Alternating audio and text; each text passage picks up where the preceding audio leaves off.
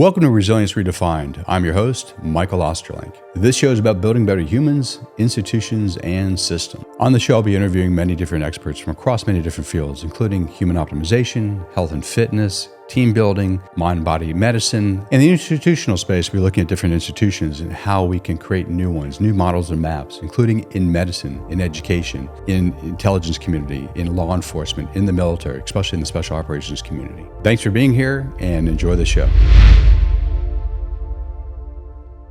Welcome to Resilience Redefined podcast. I'm Michael Ostrolenk, your host, and today we're going to be talking about the 3 domains of a resilient relationship. You can think about it this way. The first domain is the agreements you make with your partner. The second domain is the work you need to do on yourself to heal, to regulate, and to evolve. And the third domain is co-regulation between you and your partner. And I'll say in my almost 30 years of experience as a marriage and family therapist, the last 20 years as a coach, all 3 domains are really important if you want to have a long-lasting, sustainable, deeply intimate, and connected relationship. So let me start with the first domain, the agreements.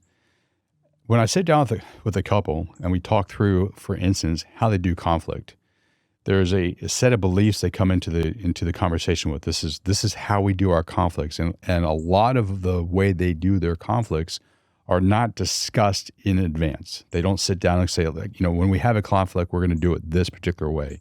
Mostly it's various forces that come through the individual person, family of origin, ethnicity, nationality, religion, all these kind of forces play a role in how they show up and play, if you want to kind of think about it, and dance with their partner. And their partner has the same kind of forces that influence them.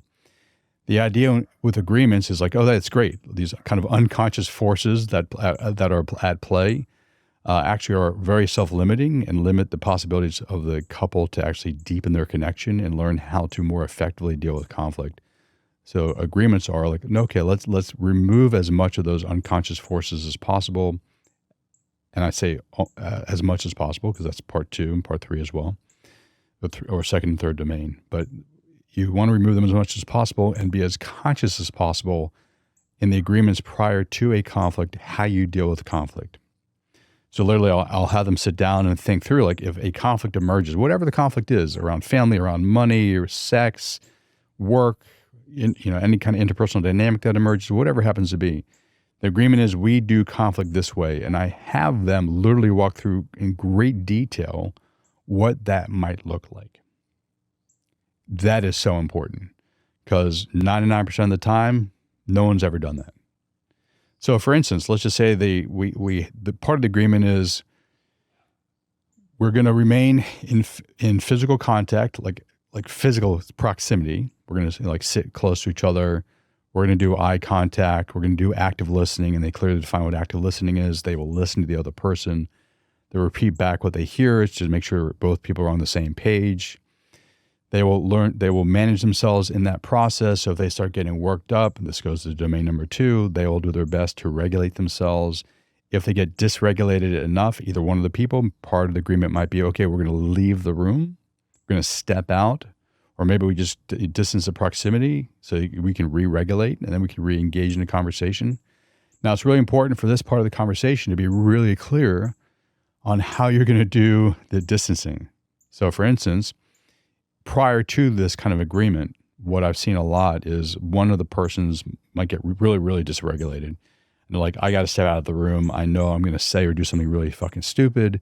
And if I do that, it's just going to ruin the relationship or make the relationship that much more difficult to repair. So they might leave the room recognizing like, hey, I'm doing this because I'm trying to save the relationship. Great. That's what's going on in their mind, but their partner doesn't know that. And I've seen in many cases where their partner might have abandonment issues. So their partner leaves the room and the original partner is like, oh my God, my whole system's being triggered, it's being activated because I've been abandoned before and this person's abandoning me. And it makes it even more difficult for them to re-engage in a deep, meaningful conversation. So if you already have that kind of preset rule, like, hey, if it gets really bad and I get dysregulated, either one of us gets dysregulated, maybe the best thing for us to do is agree to one of us leaves the room or distances ourselves from the other person. Cool. So at least you know that in advance. Now, that doesn't mean you're not going to get activated. But at least at the cognitive level, you'll know that this person is going to do X, Y, and Z. So literally, we walk through as much of that as possible. the kind of tone we're going to use, the kind of language we're going to use, the volume we're going to use, like any kind of words we might want to use. And when I say words in this particular case, safety words or whatever words you might want to use that kind of de-escalate the conflict. I will encourage my couples to do a couple of different things. One is to come up with a word or phrase, which is kind of silly and fun. So if a conflict begins to be emerge into the systems between the two, you can say the funny word or the funny phrase and can kind of break the spell sometimes and relax both systems, and they can re-engage in the conversation in a more or less defended way. So sometimes that can be part of the agreement. Like, hey, early on, we're going to try this funny phrase or word. Now, you kind of get past the point where this no longer works. Like, I don't fucking care if this person used that funny phrase. I'm just kind of pissed. Cool. Okay. So there's a tipping point there. And if it's not a phrase, I will encourage them to do something funny. Like, grab the other person's butt or flash the person. Obviously, got to be really careful if you're in public. But like, there's various physical things you can do which can break spells and kind of reduce the tension, make people laugh, and then they can re-engage in a more healthy, most likely healthy way. And I'm not saying this isn't serious conversations, but you can take these serious conversations in a more playful way. So sometimes part of the agreement might be like, hey, let's try that as well. So we really get really clear on what the agreements are. Let's just say the agreement around conflict and how we're going to deal with conflict. And I literally will have them write these things out. And it's from very abstract to very concrete. So someone might say, well, okay, we're going to be present in this conversation. Cool. It's a nice word. It's used all the time. What the hell do you mean by being present? So you clearly define your terms. You go from very abstract to very concrete. Oh, my agreement is I'm going to stay loving and heart opened. Cool. I love those two words. I don't know what you mean. Like how do you know you're going to remain heart open? What's that look like? What's that feel like? What are you going to actually do? How the other person know that you're remaining heart opened and caring, compassion, and loving. So, it's all that kind of great detail is really important as we work on the agreement. Okay. So that's the first domain. Really, really important. 99% of most couples do not do anything like that. So it's really important. Let's get these agreements. Let's do these agreements. The second domain is important because it helps make the first domain possible. Because myself included, I'm sure everyone listening to this and viewing this will say, like, I walk into this relationship, into this conversation with great intentions. I'm activated, and either, whatever my defense mechanism is, maybe I can become more aggressive, or I shut down, or whatever I do, I disappear. All those things that we can do as human beings. I do my best, good intentions, and then I get triggered and I'm gone, or I'm aggressive, or whatever I do. Okay. That's human. That's what we do. But that doesn't cut it.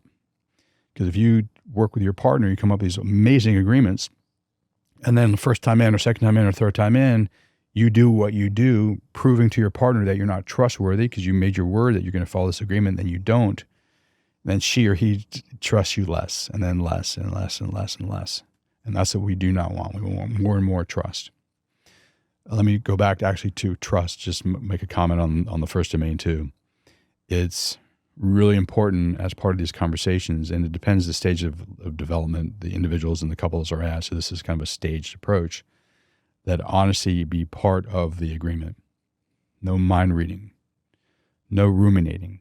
Like you have to agree at some really deep fundamental level that, as scary as it might be to share your truth, withholding will not work. You can't come to a really healthy agreement if either one of the people are withholding out of fear or insecurity. Because if you do that, then your partner will ultimately over time not be able to trust you because you are untrustworthy.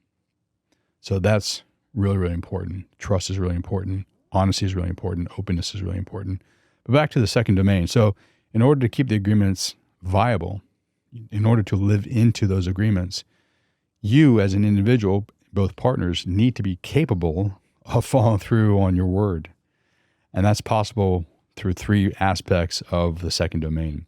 One is healing. You literally have to work on your wounds, your childhood wounds, however you want to phrase it, your shadow, things that are stuck in your system that unconsciously move you in certain directions, less than helpful directions in most cases, kind of survival strategies. So you have to commit to working on yourself in therapy with a coach, through meditation, through various breath practices or medicine or whatever your trips are, that helps you kind of work through the trauma that might be stuck in your system and the wounds that might be stuck in your system, the developmental needs that were unmet at certain times, you're not nourished, that you need to work through, awesome, and cultivate. So yeah, so part of the second domain is literally healing yourself, like all this stuff here that's kind of stuck in the human system psychophysiologically. Second piece of that too is regulation. It's important that you learn to regulate yourself. So if you are activated or you notice you're starting to get activated, one of the big questions I ask is, how do you know you're activated? Oh, I'm angry. How do you know you're angry? I'm sad. I'm frustrated. I'm feeling guilt. I'm feeling shame. Whatever it is like, how do you know that? How do you know that is a somatic process. There'll be, the senses are lit up. Like I will think certain thoughts. I will see certain things in my mind's eye. I'll feel certain things in my breath, in my organs. My muscle tone will shift. Some muscles get contracted, whatever it is. But once you know how you do that particular stress response to that situation, how you react to a concept you might call anger in reaction to someone else saying or doing something or not saying and doing something, or internal conversations in yourself, then you can learn to regulate those psychophysiological reactions with the ultimate goals that become from reactions to responses, meaning you can eventually choose how you want to engage the world. That takes time. It takes a good amount of time to learn to regulate yourself. And as you learn to regulate yourself, it doesn't mean like you're going to get perfect at any point in the near future. Most likely there'll still be activation points in your system, but you'll be so quick to intervene in them that they no longer are driving your behavior. You're aware of them, you're a witness to them, but they're no longer driving your behavior. And that's really, really important. So you learn to regulate your nervous system. And it doesn't mean you become just completely like Zen-like, oh, nothing bothers me. That's not true. Like things arise in your system, and that's really important. You need to allow things to arise in your system. You want to be able to be adaptive in your own system. But the adaptive piece is really important. It's like adaptation and regulation. You calm the nervous system down enough that you're more at choice in how you want to respond, but does not mean you don't feel things inside your system. Cool. And then the third piece of the second domain is evolution. You got to keep doing the work to evolve your consciousness. If you look at like spiral dynamics to higher V-meme, or if you look at integral theory from Ken Wilber, a different stage of development. There's multiple different lines of development. So you're more emotionally intelligent, higher cognitive capacities, more moral or ethical. There's 21 lines of development. So you just want to keep evolving yourself, developing and deepening your character traits. For instance, maybe I want to be more courageous, more loving, more brave, more integrity, more in alignment with my vision of how I should live my life, things along those lines. So like those are evolutionary things. So in the second domain, it's like you need to do your own inner work. That's really important. Heal your wounds, regulate and adapt into your nervous system, and evolve your consciousness. And you do that consistently. And your partner needs to do that too. Because if only one is doing it, it makes it really, really difficult for the relationship to deepen and grow and advance over time. So, you commit to the agreement. You commit to the inner work, which is good in and of itself for individuals, but also good to teach you how to actually live into your agreements with this other human being. And the third part, the third domain is co-regulation. So yeah, it's important for you to learn to regulate yourself through breath, through mantra, through physical movement, those kind of things. Wonderful. Keep doing those practices. You can also learn to co-regulate with your partner. And one of my favorite examples of it, and this is less with a romantic partner, but everyone's been a baby and everyone's probably seen a mother with a baby. A baby cannot regulate itself. It learns to regulate itself through contact with the mother. Breastfeeding is one way the baby learns to regulate itself. Contact on the mother's heart and skin helps the baby learn to regulate its temperature. So if all things being equal, we're born in such a way that we will learn to regulate ourselves in relationship to another human being. Now, unfortunately, the way we do most of our society these days, that may not be true for a lot of people. I hope we can go back to what nature or God intended in terms of how we do the birth and post-birth life, but it's a good metaphor. For how I imagine also couples can do this too. So there are ways that you can be with your partner that you both learn to regulate each other through contact with each other. And it's as simple as if you give them a hug, we know about the oxytocin that's released and how some of the chemicals related to stress can be reduced. So just holding someone or being held by someone benefits both parties. So like just hugging or holding. Cool. That is literally a means of co-regulation. You can also put your hand on their shoulder or have them put their hand on your shoulder. Like just even light touch doesn't have to be a major hug. It doesn't just have to be like holding them laying down and holding them. All that's fine too. But there's ways through physical touch that you can both be co-regulating. Massage. I mean, you could do a full body massage, which would be really nice for your partner and for you too, through the physical touch is really a beautiful way to co-regulate together. But also could be like, hey, massaging the feet or massaging the hands or the neck or the hairline or whatever it happens to be. Like just literally physical contact of any way, consensual, can be a way to co-regulate and kind of bring down the chemicals that are related to stress, open up the heart through oxytocin, and give each person more access to the prefrontal cortex so they think more clearly. So that's one example of co-regulation. Another one that I recommend for clients too is like dancing together. Like, slow dancing, turn on some nice music, whatever your musical taste is. Or you can even do a little bit of fast music, but there's a way that you can move with each other, literally dancing with each other, the dancing intimacy, which can reconnect you with your partner and can help you co-regulate and bring down, like I said earlier, the stress chemicals and open the heart and relax the body and things along those lines. And a third thing that I always encourage all my clients to do, and I usually do this at the beginning of every session, and I encourage them to do this as a daily practice, is you literally sit and face your partner. Literally face your partner. And with permission, you put your right hand on their chest. And I learned this from my mentor, Stuart Sabatsky. Put your right hand on their chest, they put their right hand on your chest, you do eye contact, and you literally start breathing together.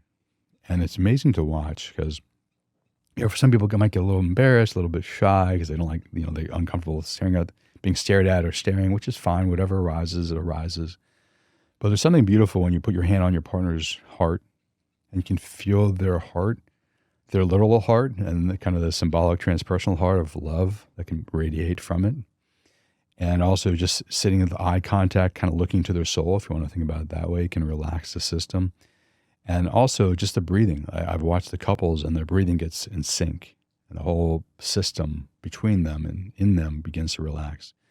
Beautiful way to co-regulate. And I do that at the beginning of every couple session for the most part, because I don't know what they're coming in with. Hey, stress of work, family life, kids, all that kind of stuff. So this is an opportunity for them to co-regulate, get themselves calm, cool, collected, connected, the most important thing. And then I have them face me and we start doing our work together. And it seems to change that dynamic, especially if they come in rushing in from a stressful life, stressful day, a stressful hour before. So those are the three domains: the agreements, work on yourself, your wounding, your regulation and adaptation, and your evolution, and then the co-regulation with your partner. All those three things integrated together will definitely increase the sustainability, the intimacy, the love, and the connection between you and your partner. If you like this podcast, please give us a nice review. Obviously, like it on various social media platforms. If you're interested in working with me, you can find me at michaeldostrolenk.com, and you can set up a discovery call. Love to hear from you, especially if you're wanting to deepen your connection with your partner, have more play, fun, and connection.